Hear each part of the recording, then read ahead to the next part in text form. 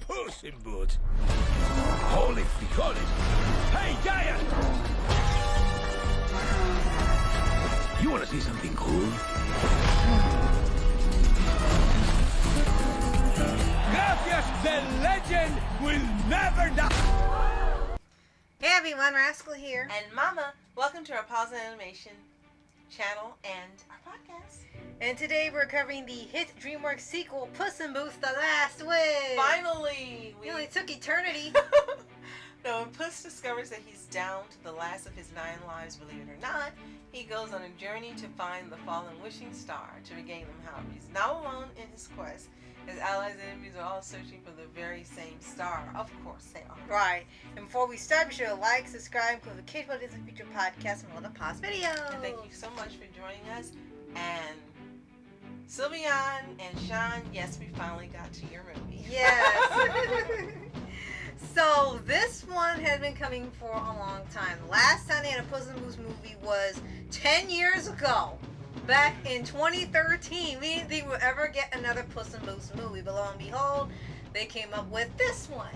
And I do remember originally it was supposed to be called 9 Lives and 40 Thieves, and they were supposed to be doing something with Aladdin, but I guess they decided to change it up and do something that'd be more modern. So they kept the wishing element, and looks like that's it. And also kept more to like the Shrek franchise feeling. Right. If you'd done that, it would be something different. But yeah, they kept more of the fairy tale animals in here. Right. So it works perfectly. Right.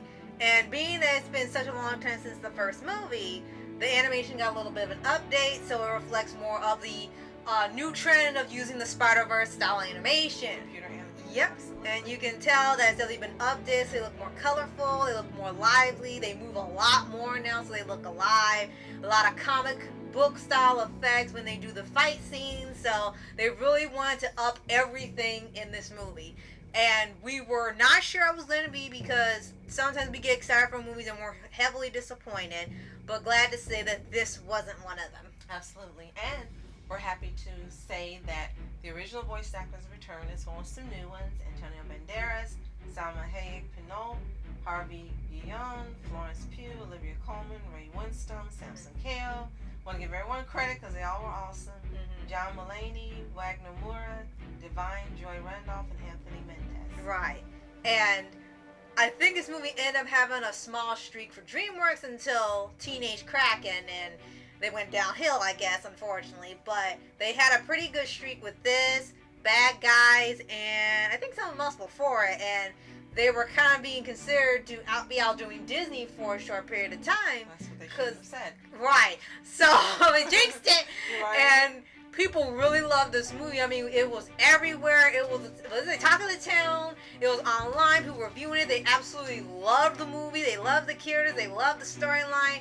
It just it seemed to up the ante for everything involved. And box office loved the money. Yes. Because it was a budget between 90 and 110 million to produce, and it earned over $480 million. Wow. Okay. So, and it did so well that now when you bring up the both movies, of course, we're going to have Last Wish as a favorite. But now we got to the ridiculousness of, the first one was mid. But if you didn't have the first one, you wouldn't have this one. You need the first one. And we can't put down the first one because it's not the last wish. Right. And I don't know why people feel compelled to do that. If you didn't have the first one, you wouldn't have the second one. This would just be it. Yeah. Well, you wouldn't have it. They wouldn't even thought of doing Puss in Boots. Right. And they did it when the Shrek franchise was in its heyday. Right. So again, you wouldn't have number 2 without number 1. So right. You still got to appreciate number 1. Of course. When it came out, it was fun. The animation was great. It was a great story. Right. And because of the success of number 1 and how well it was done, the studios, writers, producers, directors made sure to make sure that the second will be just as engaging. Right. So we owe a lot to the original Puss in Boots. Right. And for the story itself, a lot of people really like this idea of everybody racing to get the wishing star. They really like that concept, and Puss needed to get his 9 lives back. If you wonder, well, how did he lose the other 8? Well, he was doing stupid things. And I don't mean like he was in battle and got killed in battle or something. He was doing I dare you to do this, reckless things, and a little bit of, you can tell he had a little bit of a character change in here. I mean, Puss in Boots always was. He loved danger and excitement and lady cats, which they kind of took out. Right. And in here, he just was being stupid reckless because he was just doing weird things and kept getting killed. And he was a Romeo. And a couple of those acts of being a Romeo, he got taken out. Right. It's like, are you saying but something? It was funny because that was his character. And I don't think it should have been taken seriously. It was just him being the Spanish lover. Right. That was and it. And it was a right. kitty cat. Right. And that's what made it even fun. Right. It's hilarious. So that was like the one thing we know is like he wasn't flirting with the kitties anymore. I guess because of kitty soft paws as well. They wrote something in there, and we know how there's some sensitivities now, but it wasn't a huge detriment. It was just, okay, you notice that's a change now in his character.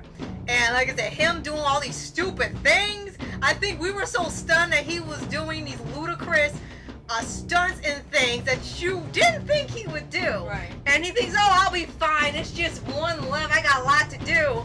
Until the wolf shows up and changes the whole movie. Whom is our favorite character, believe it or Yes, not. because you know, like people are fascinated with this type of character. And at first thinking it's a bounty hunter.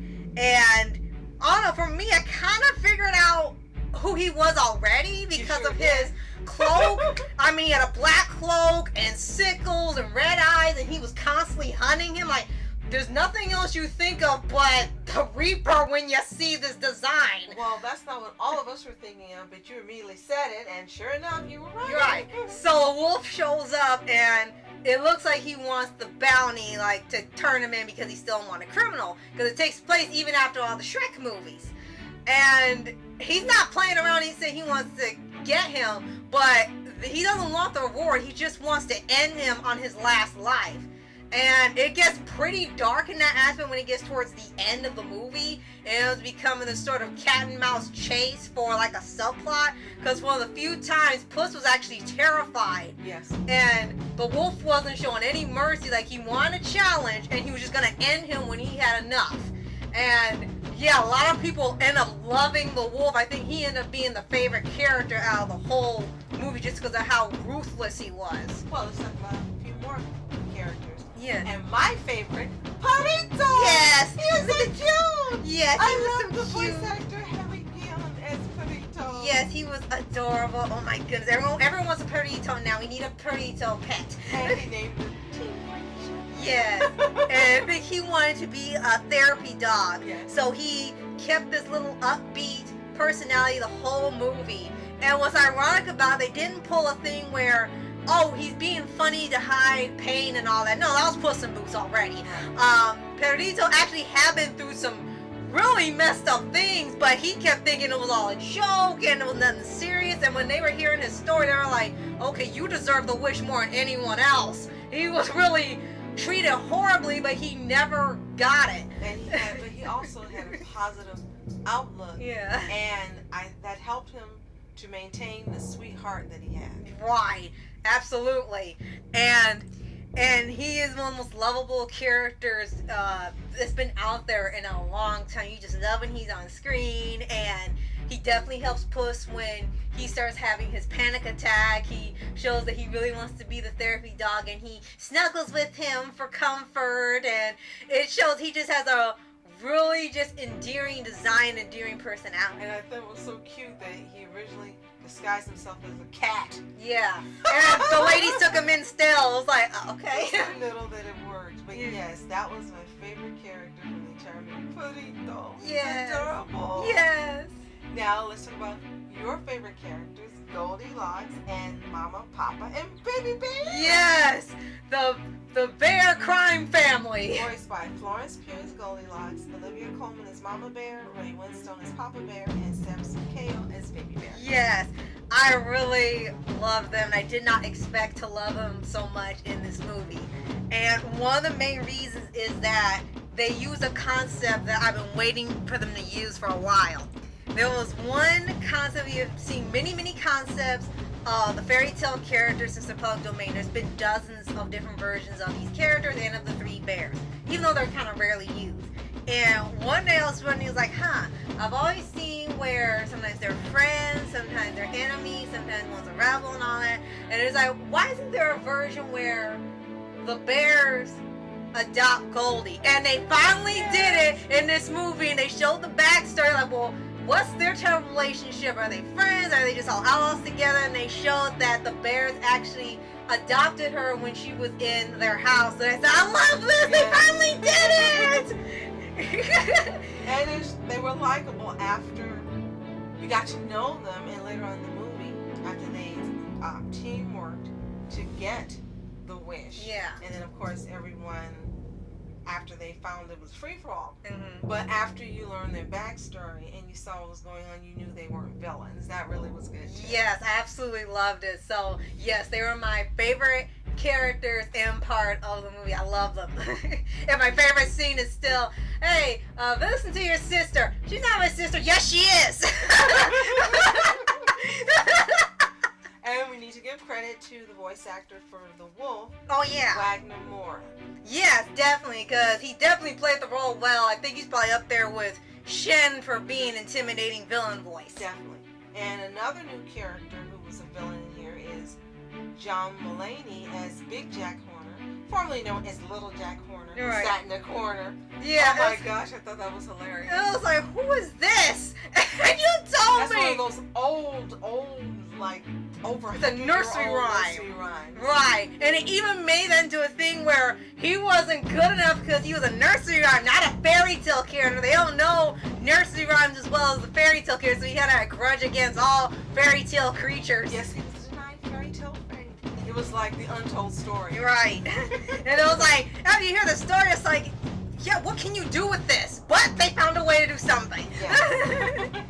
And his group of henchmen cooks is called brilliantly the Baker's Dozen. oh, There's wait. so many clever things in here. So many. Oh yeah, and don't forget the little ethical bug that you know is supposed to be Jiminy Cricket, but they couldn't say it. Trying to be the conscience of Jack, and like Jack didn't have anything left to listen to because he was just like horrified at everything he was doing. Like, you're just a monster. He was. Like, yeah, no redeeming him. And the only guest appearances we had were in flashback form for Shrek and Donnie. Yeah, really quickly. And that's how we learned, like, oh, it takes place after the Shrek movies. Right. The first Puss in Boots was before he met Shrek, and the second one takes place after the end of the Shrek movies. Well, at least what we thought until they announced another one. So this movie really made an impact in 2022. It was the 10th highest grossing film of 2022. And for a long time, it had made the most money when it came out in November. Yes, And definitely. it was really knocking everyone else to the floor Yeah. in terms of box office draw. Yeah, And it definitely. went over to 2023, and other movies started coming out. Then they, for some reason, considered it a sleeper hit, I think which so. is attributed to positive feedback, word of mouth, and minimal competition in November when it originally released. Right, because you really didn't have anything But I else, don't so. think it was a sleeper hit. To me, the definition I remember sleeper hit is a movie that doesn't do well at the box office, but people discover it after it's released on DVD. This was a hit at the box office, so Yeah. technically this is not a sleeper hit. Right, It just continued to be a hit even after the DVD and digital release. right. And I think another attribute to its success is that it really took a more, well, it was still fun. It took a more serious tone that they clearly want to see more from DreamWorks. Definitely. And they had this, like the bad guys had about questioning morality, who's really a good guy, who's really a bad guy, people changing, not judging, all that. Puss in Boots deal with anxiety because he had heavy panic attacks in multiple times in the movie, being chased by the wolf and facing death, finding family, finding love. They were tackling more mature matters, and the biggest one of the anxiety and the death tones were the hugest parts of the movie that people thought were handled really well on how does one face that when they know they're inching closer to it and they're fearing so much of it impending. So they really handled the portrayal of an attack well for ones who do have them, and how they resolve facing the fear of the end. And it's really unexpected for a movie like that to have that, but clearly that was one of the biggest appeals of the movie, handling that subject matter in a way where it didn't feel like they were just trying to shove a lesson in your face or anything. What was really great is this movie was nominated for 41 awards. Wow. Over a bunch of awards or accolades that Yeah. were distributed, including it got nominated for an Academy Award. It didn't win for that, but it won for Outstanding Achievement Editorial in an Animated Feature Production at the American Cinema Editors Awards. Wow. It also won for Outstanding Achievement for Storytelling in an Animated Feature from the Annie Awards. We earned that. It also won the Golden Trailer Awards for Most Innovative Advertising for a Feature Film. It won the London Film Critics Circle Awards. Florence Pugh won an award. Mm-hmm. It won a Minnesota Award, a Movie Guide Awards, and also People for the Ethical Treatment of Animals, believe it or not. Oh my gosh, It that's won actually funny. For Puss In Boots. And last but not least, it won a Visual Effects Society Award for Outstanding Effects and Simulations in Animated Feature. Okay. So this is just how much of an impact it made 2022 to 2023. That's like, to my knowledge, one of the most nominations an animated movie has received recently. Mm-hmm. And especially from DreamWorks. I don't think any other DreamWorks movie has been nominated for so many awards across the board. Definitely, yeah. So yeah, this is definitely one of those movies that is gonna be. It's already considered a classic, and only probably a year ago, and it's already considered a modern classic for DreamWorks. And if they did this well in a Puss in Boots sequel you didn't expect to come out, perhaps they'll actually do well with a fifth Shrek movie. Maybe they actually will give it all and make it a fun movie too. The director is Joel Crawford. Screenplay written by Paul Fisher and Tommy Swerdlow. And the story by Tommy Swerdlow and Tom Wheeler.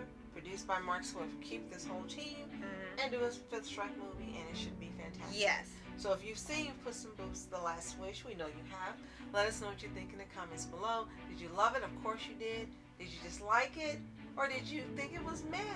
Let us know what you think. And if you haven't seen it, it's available everywhere. You won't have a hard time finding it. It's probably even available on streaming. Yeah. So go ahead, get out there and watch it and see what you're missing. Come back and let us know what you think. Yes. And if you haven't already, subscribe for updates to reviews your favorite anime series, anime shows, and all things animation. Absolutely. Thanks so much again for joining us. We appreciate you so much. And if you want us to check out your channel, let us know in the comments below. So, thank you so much for watching Mask Entertainment. And our Mom Entertainment. Have a toon-tastic day. Peace.